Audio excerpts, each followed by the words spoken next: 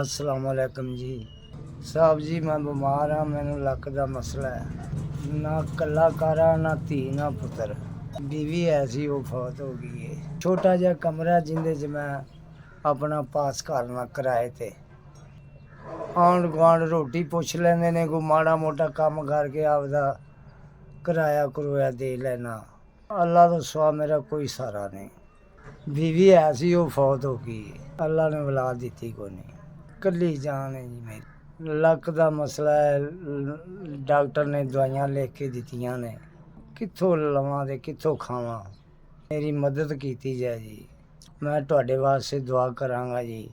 माड़ा बंदा, गरीब आदमी, रब दी ज़ात दा आसरा है। ना भैन ना कोई भरा, कोई अंग साख ही नहीं है।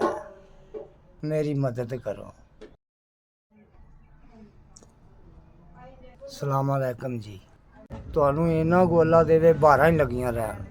ਅੱਲਾ ਕਿਸੇ ਸ਼ੈ ਦੀ ਕਮੀ ਨਾ ਰਵੇ। ਤੁਸੀਂ ਮੇਰੇ ਮਾੜੇ ਬੰਦੇ ਦਾ ਖਿਆਲ ਕੀਤਾ, 5000 ਰੁਪਇਆ ਦਿੱਤਾ ਹੈ। ਅੱਲਾ ਦਿੱਤਾ ਤੁਹਾਡਾ ਕਬੂਲ ਕਰੇ। ਅੱਲਾ ਤਾਲਾ ਤੁਹਾਨੂੰ ਢੇਰੋਂ ਢੇਰ ਖੁਸ਼ੀਆਂ ਦੇਵੇ।